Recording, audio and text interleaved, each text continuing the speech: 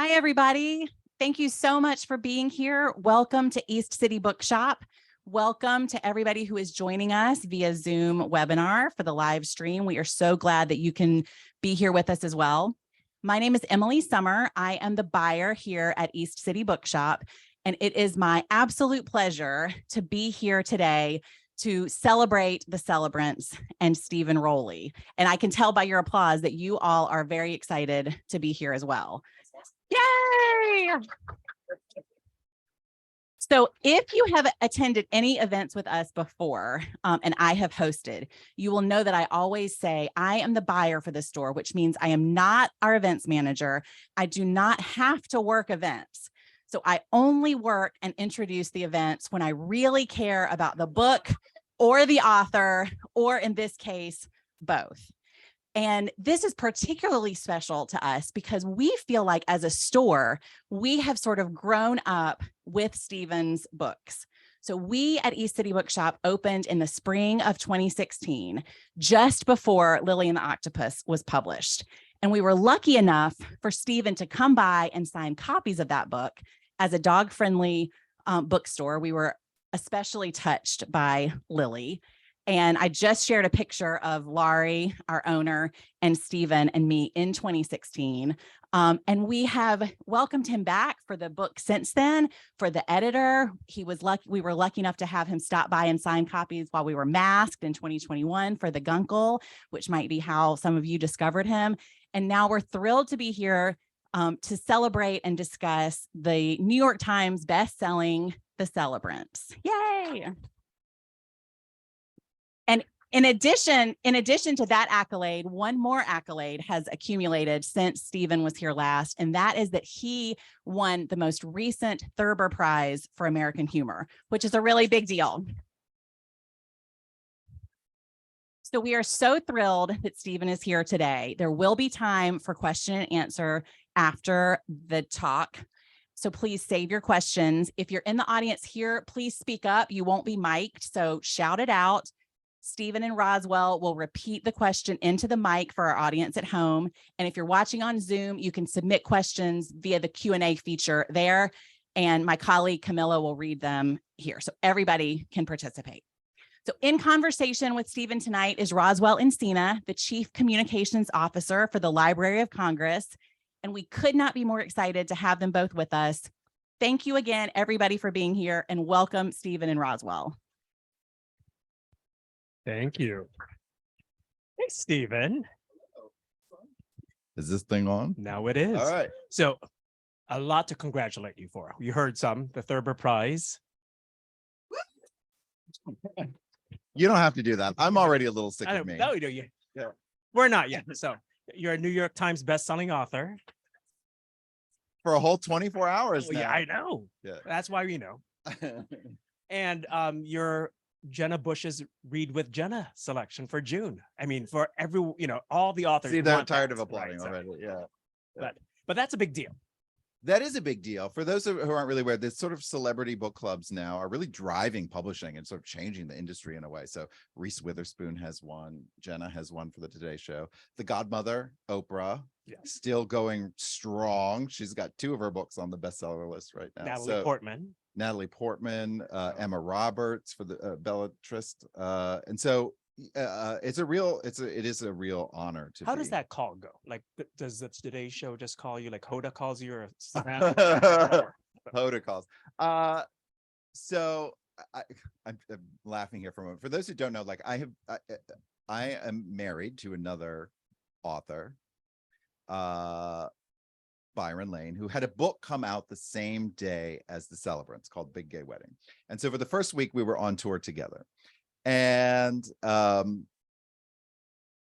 there was a woman in the audience at one of our stops where she asked this question. Steven, walk me through like the TikTok moment by moment, like how does the call come? How do you find out? How do you know? And then Byron, I want you to say from your perspective what it was like for Steven to get the call. The question was like, Steven, how awesome are you? And Byron, you tell us how awesome Steven is too.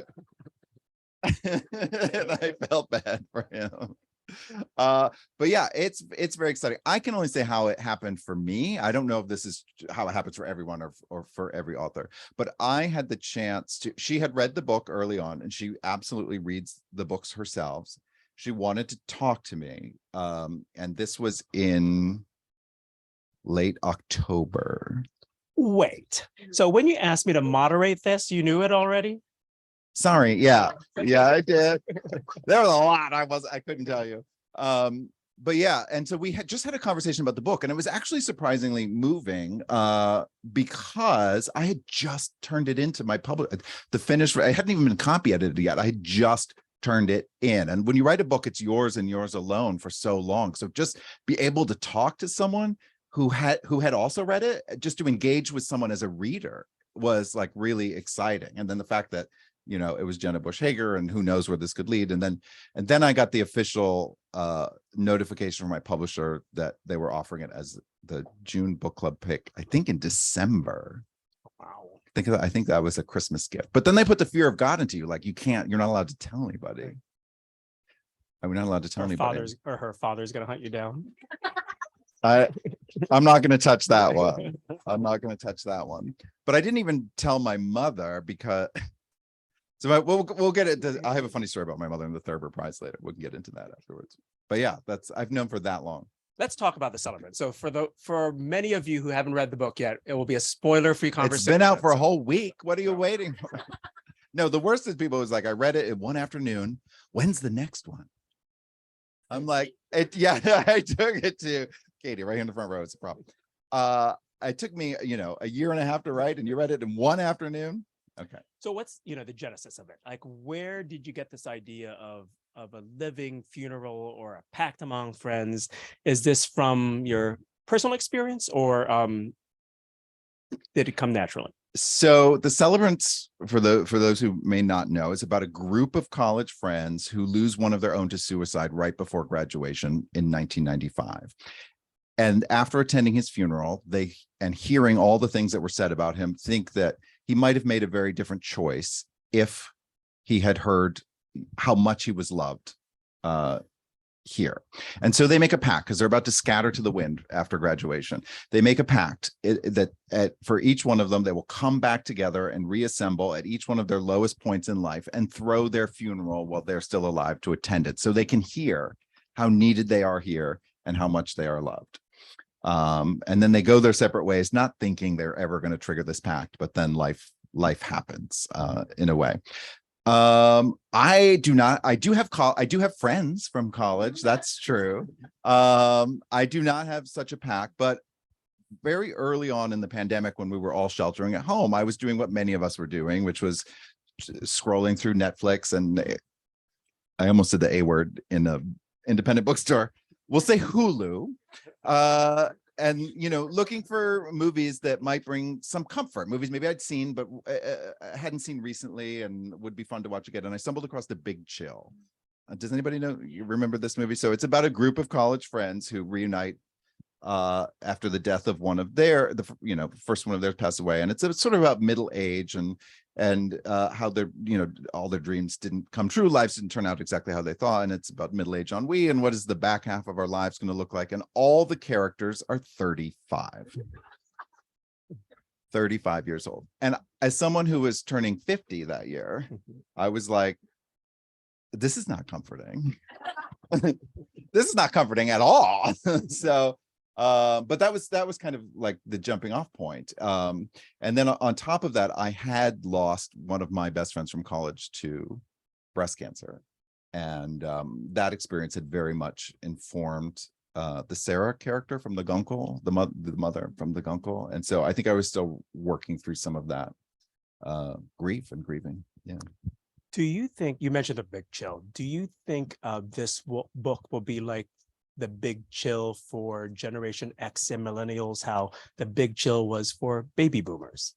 Well, I'll tell you, I mean, I would be so lucky. That would be great. I am very much Gen X. I think Gen X, we've had our own challenges. I think we've failed on many fronts too. But it's an interesting sort of sandwich between boomers and the next generations who I'm counting on to save it fairly or unfairly. Sorry, you got a lot of weight on your shoulders. I will say there are a few fun things. The other thing that everybody remembers, well, one thing, it's like a sparkling cast of future Oscar winners. Glenn Close, your day is coming. But everybody remembers it for the soundtrack of Motown hits that they all listened to when they were in college in the 60s. And so likewise, this is the class of 1995. I have created Spotify playlists for every character. I'm going to be releasing them later this week. So get ready for some hits from 1990 to 1995. Gin Blossoms. Yeah, so. You're one step ahead of me.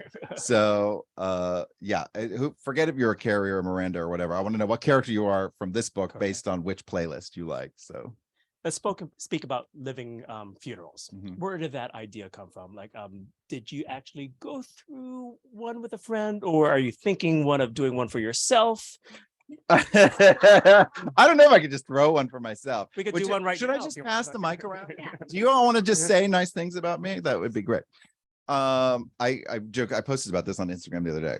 Someone had asked me this conversation. I was like, well, writers are observers. I wouldn't be that comfortable being the center of attention. And then I like couldn't even get that out with a straight face, because I think you could all tell I enjoy being the center of attention. But no, I've never had one. I've never been to one. And I swear this book is a comedy, but I'm going to say something kind of not funny, but that I was wrestling with when my friend from college passed away. My husband Byron had been doing a play in Edinburgh for like 6 weeks. I hadn't seen him, and I planned to go see him, and we had this trip to Italy planned, and my friend passed away, and the funeral was going to be right during that time when I was going to be overseas.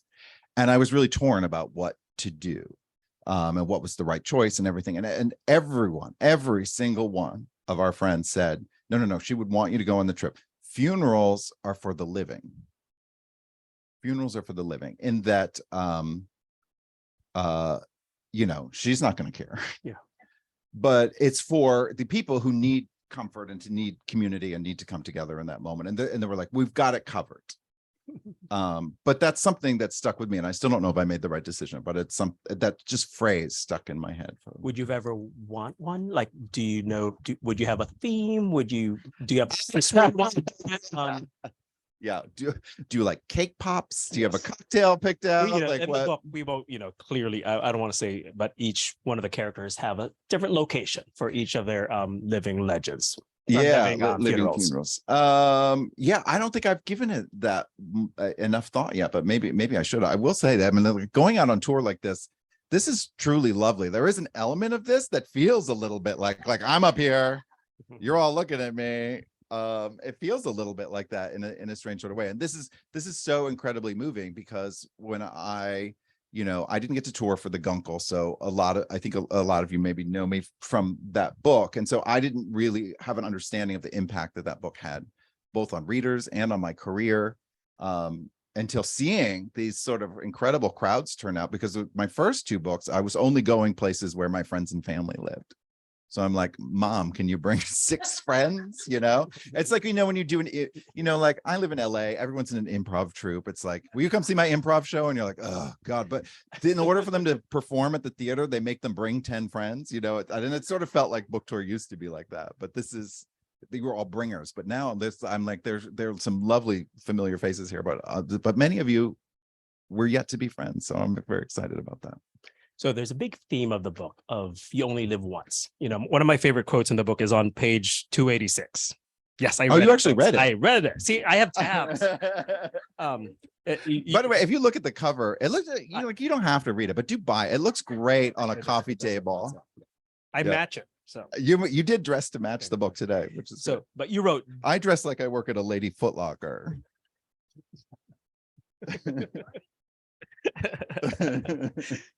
You wrote, do as many things as you can to remind yourself you're alive. Where did you draw this all from? Like this feeling of you only live once. Do you have a bucket list or something that you kind of want to feel like we've got to achieve certain things? Because you write about it more too. There's one other sentence here that you write that's the beauty of right now. So The beauty of right now. Yeah. I don't remember writing that. Sounds good though. No, I think there's going to be a lot of conversations about how artists and, in this context, writers are going to deal with the past couple years that we have endured, right? And there's different answers to that. Some people are, it'll be decades before they can look back on this time and have something to say about it.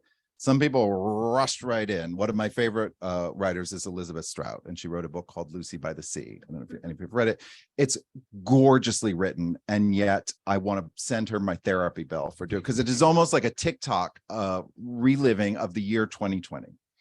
And I was not prepared for that. I'm not over it yet. So this book, without having the word COVID in it, I conveniently skipped the years 2019 to 2023. Because it's my book and I can do that. But at the same time, this is a reaction to COVID in a way, because there has been, and again, I swear to God, this is a comedy. I swear it's funny. But a lot of us are grieving something. We may not have lost a person per se, but we have lost time, and we've lost togetherness. And so the idea of being able to tell people what they mean to you now and not waiting is, I think, something. It's how COVID changed me, I think. And so I wanted to write something that felt joyous and coming together in celebration around that theme. But now I was like, okay, I've become kind of a mush. Like, people see me coming and I'm like, I love you. And they're like, we know. I swear it is a funny book. So despite I'm bringing all the emotions out of here, but I mean, the one thing about the book is I feel like it's very optimistic and full of hope. However, it also kind of reminds you. However, it's a real downer. And no, it does remind you of your own mortality, I should say. Yeah. But it embraces it in a very witty and fun way. Hence, the living funerals. I was going to ask you to read just one paragraph from your book. I hate, when people ask the authors to read a chapter of, maybe not a chapter, a paragraph of the book, but it does kind of sum up what is the foundation of the story. All right. Is this right? Everything here? that I have. You wrote in your copy?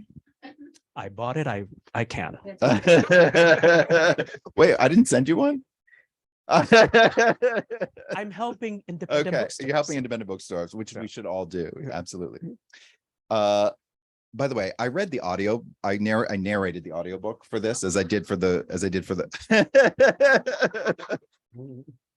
Angie. By the way, I see some tremendous writers here tonight, which the community of writers, I love you all, and that you come out and support other writers. That's fantastic. And I could call some of you out by name later, but but I read the audiobook, which I had a great fun doing. But when you do that, you're in I live in Palm Springs, California. They rented me a professional recording studio. I go in there, it's me, and then there's a window, and then there's an audio engineer sitting outside, someone who has AV experience, like you. And then there's a director who I hear in the headphones, but he's in New York or LA or something like that. But the first thing they have to do when recording the audiobook is they have to turn off the air conditioning, because the sound, the microphones will pick up the hum of the air conditioning. And I don't know if you read the Gunkel, about Palm Springs, California is hot. And I only recorded it like a month ago, so the heat was already like. And so this audio engineer was like, "Oh, really gruff guy," not usually my reading audience. And so at the end, I got to the end of this book, and he looked through he knocks on the window on the glass. He's like, "Oh, you're crying your own book. You're crying, aren't you?" I was like, "I'm not crying. I'm sweating." I'm gonna try not to sweat as I read this. I was crying too, but I didn't want to let him know. Their lives changed overnight. They went to bed exactly 2 weeks before graduation day, thinking they would live forever, and woke up to the last real lesson that college would teach them. All that begins, ends. They did not live in a womb, safe until life commenced. They weren't killing time in some sort of heavenly waiting room, readying to be born into adulthood, no matter how much Berkeley felt like that for so much of their academic careers. They, like every other living thing that drew breath, were already in the throes of dying. Used cars losing value the moment they were driven off the lot. And yet, here they were at a starting line, comically stretching cold muscles, waiting for the bang of a starter pistol, not realizing they were all 22 years into a race that had different finish lines for them all. Is that beautiful? That's not true anymore because used cars are worth a lot. But it does sum up the optimism of graduating from college and not knowing what's going to happen, and getting prepared. We could all relate to that, like I'm going to conquer the world. Yeah. And then, you're also thinking of mortality at the same time.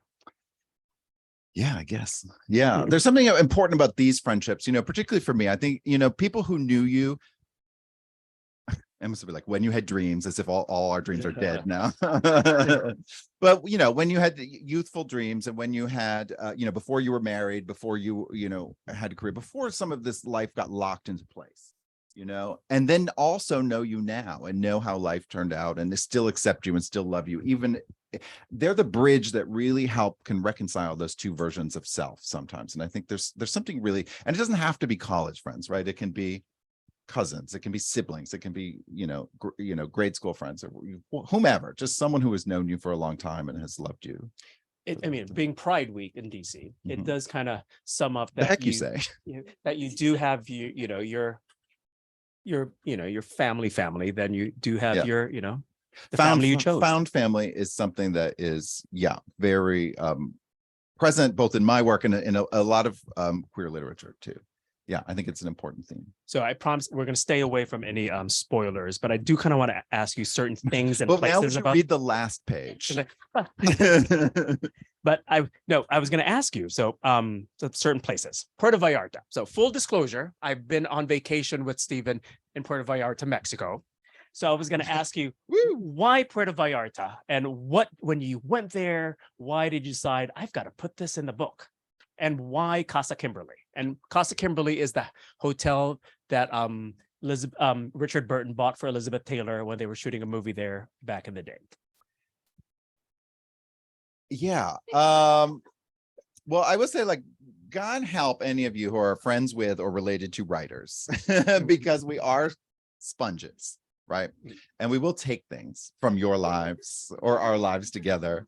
In fact, the biggest arguments that Byron and I have are like, if we're leaving a dinner party and we've overheard some flashy bit of conversation, and I'm like, that's mine. I claim it. And so, yes, these sort of reunions that the friends have, they get together in different sort of destinations. And one is Puerto Vallarta, Mexico. And it just so happens that I went to Puerto Vallarta with Roswell and Nick and Chris, our friends who are here. And I was so incredibly moved by that trip, because it was the first real trip I had taken since being vaccinated, since being back, I felt like I was rejoining the world after that. It felt like sort of a reunion with living in a way. And so I was profoundly moved by that trip. You had all been before, so you were able to introduce me to a city that you loved and were able to show me things. And I was just kind of along for the ride, and profoundly moved by everything that you had arranged and the plans we had made. And I don't know, it just sort of stuck with me, because I wanted to write these reunions in why are they not just doing them at their house or something? There is something about a change of scenery that helps remind you about the world and how exciting it can be, and possibility and travel. I mean, writing is a sort of import-export endeavor. We've had all the time in the world over the past 3 years for the export part of it, but it's that import part, that's been so difficult, not being able to travel, not being able to be with friends and family and dinner party, sort of in concerts and see art and theater and all this stuff that fuels you as a writer. That part's hard. And so that was just it was a big rush of input. How about Casa Kimberly? Why that place is gorgeous? Because it's gorgeous. It's romantic. Has Hollywood history. I mean, if you've read the Gunkel, one of the reasons why I'm attracted to Palm Springs is because it has this rich Hollywood history. So there was, Hollywood history right there. Here I'd gone thinking I was getting away from all that, and there it was too. And so I don't know, it just sort of seemed to all fit in what I like to, what I like to put on paper, I guess.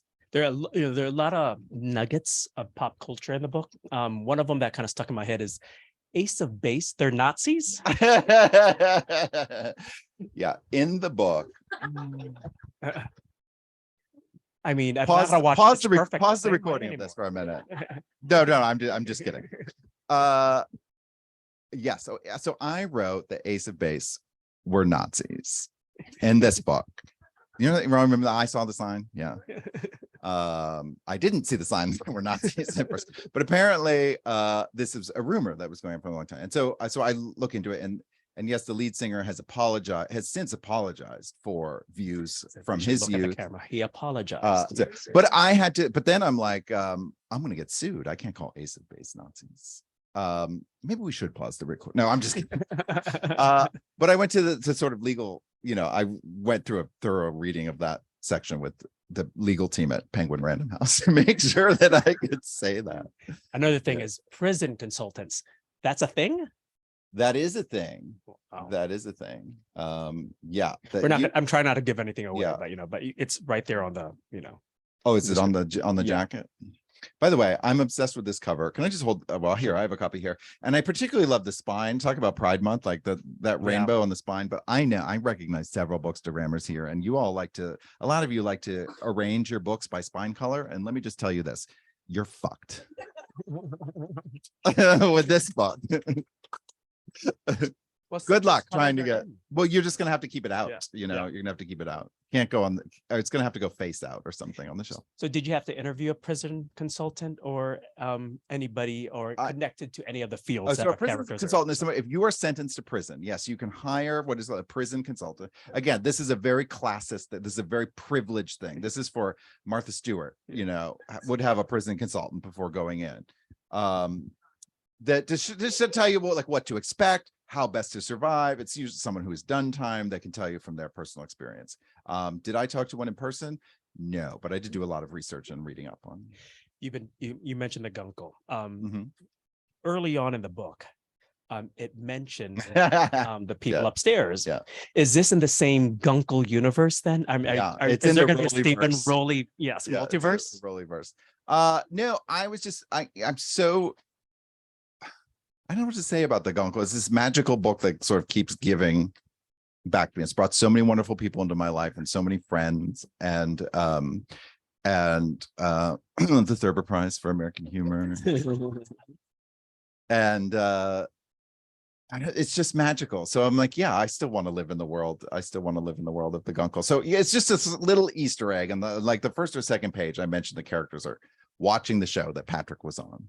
But I did get a note back from the copy editor who was like, we have researched everywhere on the corner of the internet and we cannot find the existence of this show. And I was like, it's not a real show. Just calm down. Calm down, copy editors. But God bless them for doing what they do. But I was like, you're a little self-serious right now. Do you see yourself expanding Iron on Man? the universe? Yeah. Like, that some of the characters in this book may be Easter eggs in your future books. Maybe. I mean, I think it's fun. It's fun for me, but only so long as it's not done with a heavy-handed way. Like the one thing you don't want to do is take a reader out of a moment, particularly if it's an emotional moment or you're really trying to make an impact with the scene. You don't want to just do silly things that would underscore what you're trying to do with the book. But here it was just a little gimme. It was just a little throwaway. But that's what what's her name does? Daisy Jones, right? Oh yeah. Taylor Jenkins Reid. Yeah, could be the her gay characters Taylor Jenkins keep Reid. populating. You could be the gay Taylor, I could be Gaylor Jenkins Reid. Yes. Yeah, I heard it. Well, she's named that entire universe of something, Yeah. so doesn't it? So, speaking of the Gunkel, because you didn't get a chance to, chat with America when the Gunkel came out, what kind of response have you been receiving? I've heard from straight aunts and straight uncles and straight, parents everywhere that how much they love that book. Did you ever imagine that would be how people will react to that book? No, I mean, not in a million years. It really is surprising to me in a way, because it's also like I don't know what to say. It wasn't the hardest book of the 4 books I've written. It wasn't the hardest for me to write. And so there's a little part of me that feels guilty that it's the one, the one that sort of caught fire in a little way, because I don't know that I bled enough in the creation of it. But there's obviously some crossover between me and my life and Patrick, and he's a little sadder than I am. He's younger than I am. He's better looking than I am. He has more money than I do. But other than that, we're kind of similar. He's sad. He's been through some stuff that fortunately I haven't had to go through. But it's just really remarkable, like how people are passionate about that book, and I'm grateful for it. Everyone, I'll get back to this story now, because I did invite my mother to go to the Thurber Prize, the ceremony for me. So James Thurber was a humorist, probably best known for Secret Life of Walter Mitty, from Columbus, Ohio. So the ceremony's there, his birthplace is there. And I invited my mom, because there's like a reception, a red carpet and all that. My mom's never done anything like that. And so she goes, and I pick her up from the airport. She gets off the plane, because I'd gotten in the night before. And she goes, "Oh, I'm so excited to be here. I want you to know I've read all the books and I know who's going to win, and it's not you."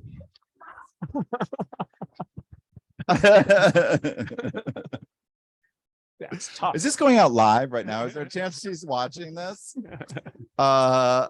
So I was like, all right. But it helped, actually made me feel less guilty about not telling her about the Jenna Bush thing. But I was like, she won't believe it anyway.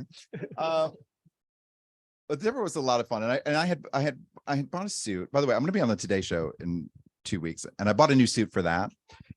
And I'm having second thoughts because it's yellow. Yeah. See, ooh, who said that? It is like if I put it on, it's like a literal manifestation of the morning. It's just like, it's too literal an interpretation. So I think I have to rethink it. Also, I looked a little bit like who had Curious George, the man in the yellow hat. I'm like, I'm going to show up at the day, and Savannah Guthrie is going to go, "That man lost his monkey." But I was wearing this suit for the Thurber Awards, which I was very proud of, this tuxedo that I had, and I thought I looked good. But person after person came up to me and was like, "Wow, I wish I was brave enough to wear that." And at first I was like, "Oh no, it's so easy. You put one leg in one fabric tube, and you put your other leg in the other fabric tube, and then you pull up your pants, and it's easy." And then like the 10th person said that to me, and I was like, I'm not sure this is a compliment. But anyway, it was a lot of fun. So I don't have a yellow hat, but maybe that's it. Maybe instead of backing away from it, you the way to go is embrace go it. all in. Yeah, embrace it. What? All right, justice. It's on my Instagram. Justice for this. Justice for that suit. Justice for the Thurber suit. Before we take questions, I'll end like you. Do you consider yourself a humorist? I mean, all the books from Lily all the way up to Celebrants, they're funny. They're laugh out loud, hilarious. But there's certain points that you do. I mean, I bawled during Lily. Of course, it's probably the same time when my dog died. But there's certain, you do such a great job in kind of folding in the emotional with the wit and the fun. So do you consider yourself a humorist, or are you ready to expand to get your Oscar for, dramatic series? Or Emmy, that is. I don't know. It's interesting now. It's like I've been put in a category, and I don't reject it out of hand, but I don't think I've ever thought about my work kind of as a whole. But you're right. I mean, like, I do use humor. I've always used humor, but I sort of like, The Guncle is a book about grief. So when they call my name and I'm up there winning the award for humor, I want to be like, "Ha, I fooled you all." But do I consider myself a humorist? Maybe. Do I consider myself the funniest writer in America this year? No, I have to concede. I actually give that to my husband. I'm not even the funniest writer in my own house. So it's just a little hard for me still to wrap my head around, but I'm incredibly grateful, but it feels like an embarrassment of riches. Oh, I think Lily's here. Lily, is that you? Yeah. All right, let's take some questions from the audience. Yes, sir. What's it like that the both of you have books published at the same time? What is it like in your home life? Yeah, so what is it like to have books? I'm going to stand up now so I can see the people all the way in the back. What is it like to have, you can get up too if you want, you could stay comfortable. We're like Donnie and Marie, if I Yeah, say exactly. it. I think people assume that we planned it this way, and we did. No, we didn't. There's no way we could have. We have different publishers, we have different agents, we wrote the books at slightly different times. There's no way we could have coordinated, but it has been a lot of fun. I mean, or we've made fun. We've made it a lot of fun by leaning into it a little bit, I think. And so I don't know. I feel bad for him only in that he wrote an incredible book called A Star Is Born. He didn't care to be here tonight. Why am I giving him so much airtime? He wrote a book called A Star Is Born, which came out, I think, in June 2020. And if we remember, a lot of bookstores were closed. You might have been open for curbside pickup. But what's the way we all discover new authors, right? Like browsing the new release table, or being able to talk to your independent bookseller and getting recommendations.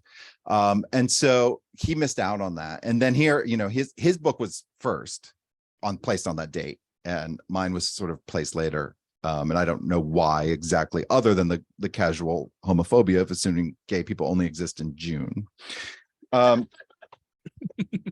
I felt bad for him again, because he didn't get the full experience with his first book, and now here I was coming in and taking some of his. I wanted him to have the spotlight for a little bit, but we've had as much fun with it as we can. I recommend it. What I don't recommend is, because we read each other's work and give each other notes, and that's always an art, because you have to figure out, like, what hat am I wearing? Is he asking me as a spouse, in which case I'm giving encouragement, mostly. Is he asking me as another writer, in which case I will give sub notes, although delicately. What does not work is if I try to punch up his jokes. That's not a good idea. And even I go, well, as an award-winning humorist, don't do that. That's bad for a marriage. That's bad for a marriage. Okay. Say hi, Byron, if he's watching. Hi, Byron. Questions? Any other questions? Come on, you can't be that shy. We can share something in the virtual audience. Oh, is it virtual? All right, we'll dip into that well in a moment. But yeah. So between Lily and this, what's changed the most about your writing from your point of view, and what's stayed the same? What's been most consistent? Yeah. Because I heard you mulling over. Oh, did I make that phrase? So Yeah. It's about that. It seems sort of processing. Yeah. So over the course of 4 books now, and Lily, by the way, came out 7 years ago yesterday to the day. So I guess this is what I do now. It's still hard to accept. What has changed about my writing over the course of those books, and what stayed the same? I think this is the most mature book that I've written. I think it's a more literary book, which is not a knock against the Guncle or anything that came first. The Guncle's very dialogue driven. It's very, the humor is very rat-a-tat-tat. This is the humor's still there, but it's a little more introspective. There's a real challenge in writing a book like this, in that, a close-knit group of friends, you want, I'm inventing these people, but you want the friendships to feel lived in and time-worn, and you want them to have inside jokes, but not exclude the reader, so that's all, challenging. So I do think this is a more mature, artistically mature book. But I think what stayed the same is that balance of heart and humor. I think a lot of people are still afraid of Lily, in that, because I get a question, am I going to cry? And I'm like, yes, you are. You're in for it. No, I don't know. That's a very individual decision. But if you do cry, is that such a terrible thing? If a piece of a work of art elicits an emotional reaction, like, that's a good thing. It should be the job of art. But I can promise people that they will laugh, and so hopefully through all the books that's changed. But I'm running out of jokes. I'm really running out of jokes. People are like, you're gonna be funny? It's gonna be funny, right? Next book, you got another book, it's gonna be funny. Yeah. In the back. Hi, is that Laura? Oh, that's yellow. Let me see how it looks on you. Yeah. Yeah, okay, I think I can do it.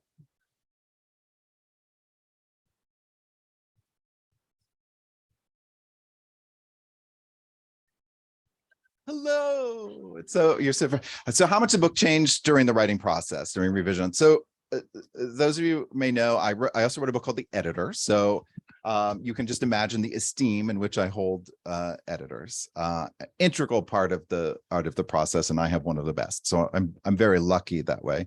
I would say a couple things you may have noticed. I'm not the most plot heavy writer. I'm more interested in character, putting people together, seeing how they interact, forcing them to deal with their stuff.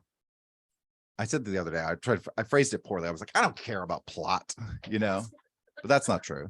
But so I think, from first draft on, sometimes it's more plot that makes it, that I realized like, oh, it's needed, and it makes it in. For instance, in the Gunkel, there's a side story with the sister character and stuff like that. And that was sort of needed because I was like, oh, it's just really Patrick and the kids sitting around talking. So sometimes like we're gonna amp up the stakes, a little more plot. That's usually what changes for me.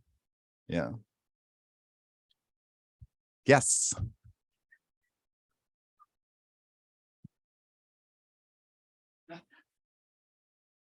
Okay, I think I'm hearing there's a fan up here. So if they had their Reality Bites moment and there was like a dancing around to My Sharona, what would the song be? Great question. Oh, that is a question. Well, so I'm gonna dip back to the that sort of early 90s moment. It was so fun to create because my college friends are nervous that these are them, the characters are them, and I'm like, the real answer is that no, I mean, there's no one-to-one correlation, and every character that I write, there's part of them are me. So like there's one character during their college period was more closeted and one was out. So I got to put like the moody kind of Melissa Etheridge Come to My Window, that sort of like closeted longing kind of for one of their playlists. And then like it's like a joyous dance music, like why waste your time? You're going to be mine.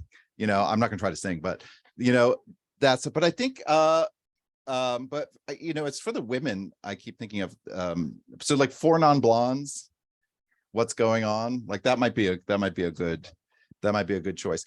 Although I'm saying all these 90s references, and if anyone has read the book yet or picked up the you know what I'm about to say, the section titles, the chapter headings are all lyrics from Carpenter's songs.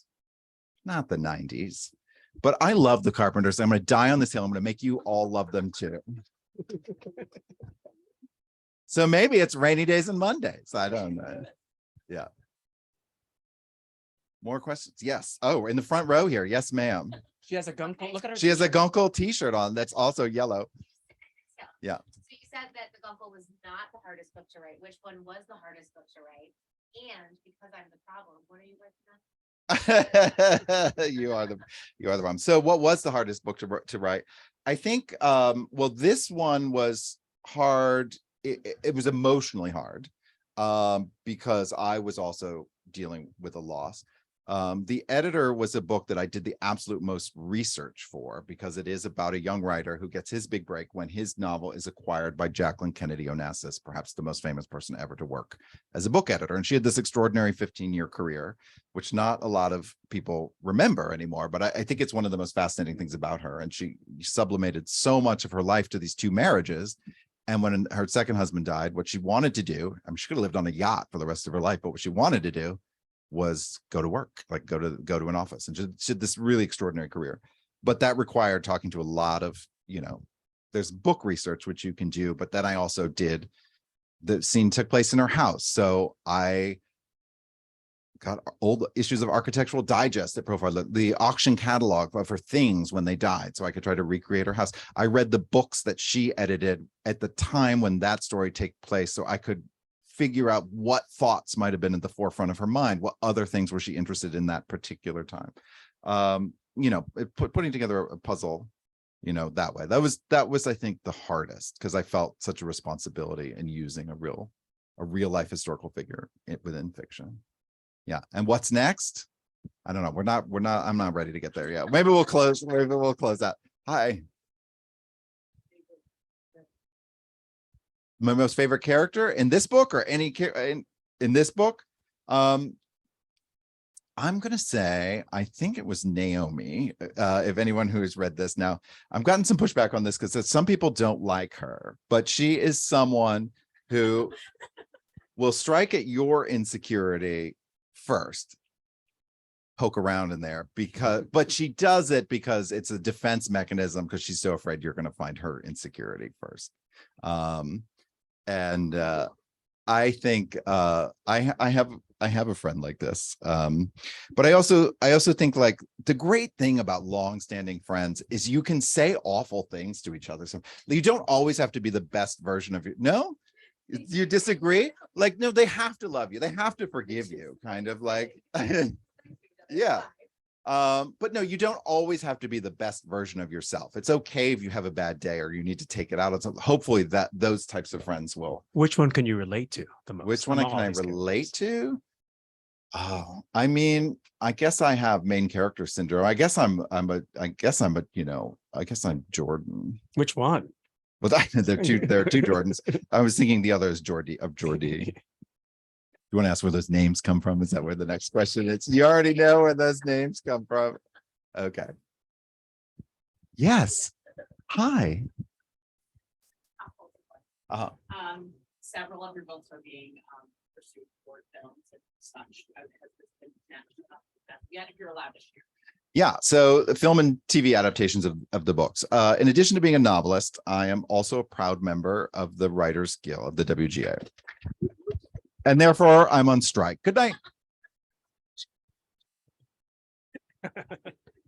So I'm gonna be careful about what I say, other than pay writers, support writers. We're in a very dangerous moment right now. Well, one, I'm like, we've after the couple of years we've just come off of, like, we have depended on writers so much for all the TV and the movies, and and then we've missed playwrights, like not being able to go to the theater, like that's, so when we've not been counting on writers, I've missed writers terribly.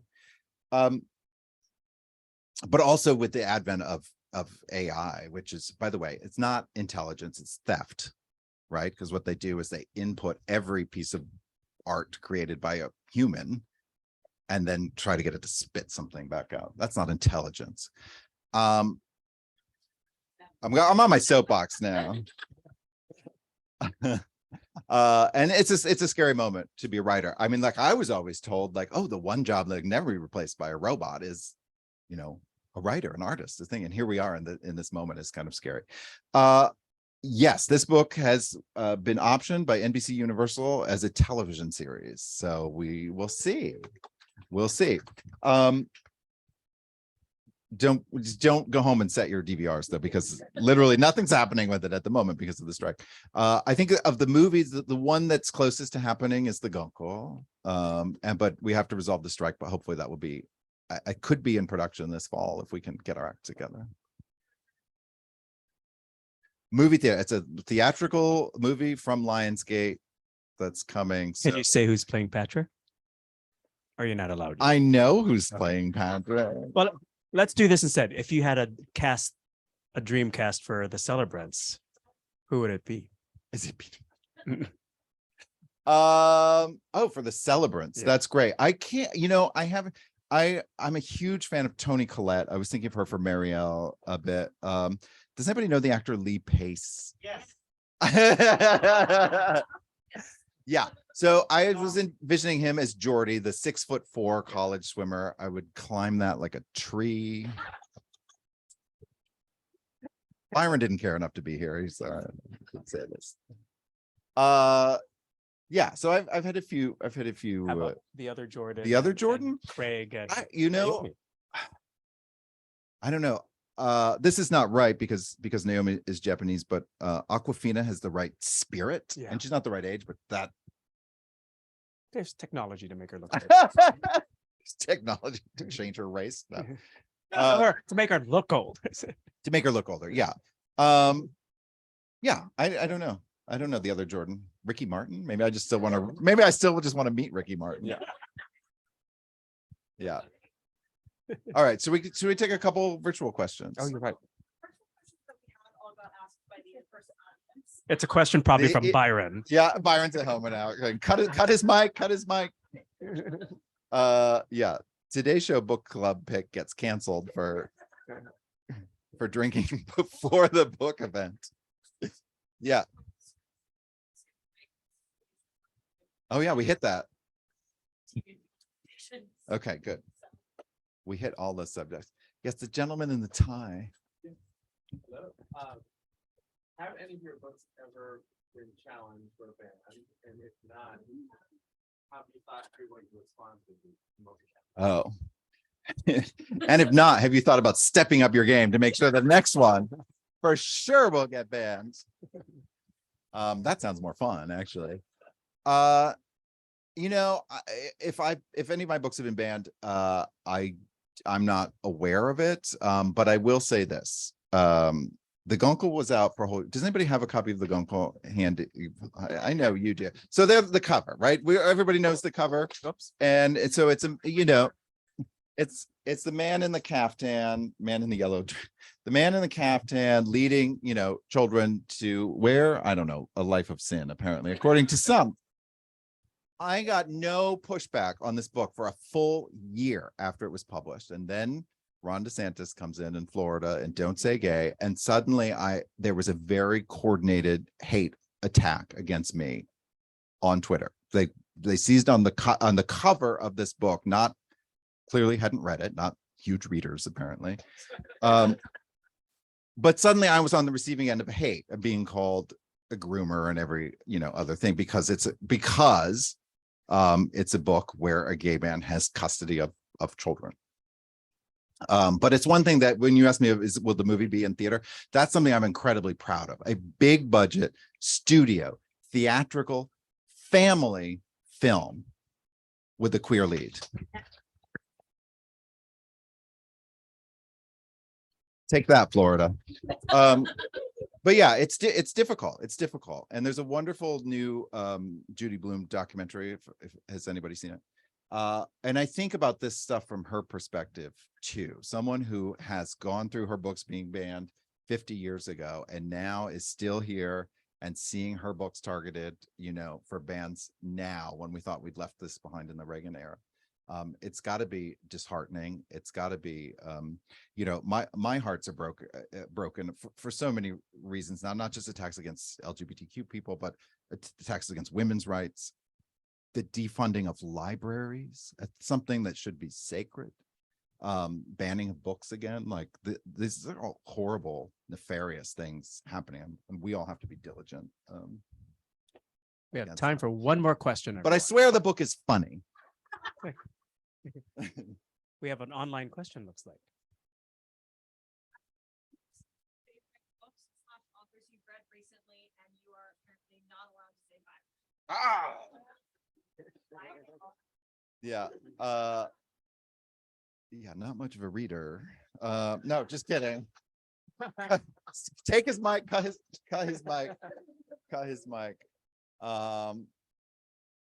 Yeah, you know, this is the question that I always dread, only because I draw a blank. And I have the wonderful privilege of being able to read things that won't be out for the next 6 months or whatnot. We can all pre-order some very special books that I'm excited about. Happiness Falls by Angie Kim. I'm going to say this because it's literally like I just read it. And you're all going to know it. I just read Lessons in Chemistry. And I was adamantly dead set against reading it. And I'll tell you what, and this is what don't do. I judged the book by the cover. I really did. It looked like this Barbie head that my sister, you know, you practice makeup on or whatever. And I was like, that book's not for me. And it's a gorgeous book, and it's a literary book, and it tackles some very serious things. And it's a very funny book too. I admired the humor in it. And so, and also it's exciting to me in that the two of the biggest publishing stories of the past decade, that and the Crowd dudes. Thank you. the doodads. The doodads. You know what I'm talking about. Debut authors women in their 60s and in their 70s with their debut. And I always, in case there are also, and there are many writers here tonight, there writers trying to get published right now too. I like to be honest about this. I did not publish my first novel until I was 45 years old. And I like to be honest about that because I was very jealous of people who came out of the Iowa Writers Workshop or so at 25 years old and made a headline making deal for their first book. And that was not my path. But I'm very grateful for publishing because I do think it is one industry that still values life experience, well-lived, hard-earned stories, and keep at it and keep trying. And here I am. Not only did I wait till I was 45, 7 years later, Thurber Award and New York Times bestseller. Well, that is the perfect note to end on. Although my least favorite part of any event is having to cut off the conversation. So we went a little longer, frankly, than we normally would have. It flew by for me. It flew by for everybody, which is why I just made my way up here as slowly as possible. Thank you all again for being here. I'm going to have a couple of quick housekeeping notes, but first, another round of applause for Steven Rowley and Roswell Encina. Yay! Thank you. Thank you both so much. Steven is willing to sign copies of the book. If you will help us out by please folding up your chairs as best you can. My colleagues and I will help with that and placing them against the walls. We'll make room for a signing line. If you have not yet purchased a copy of the book or you need a copy of Lily, the editor, or the Gunkel, those are upstairs. And we'll line up here in a minute. Thank you all.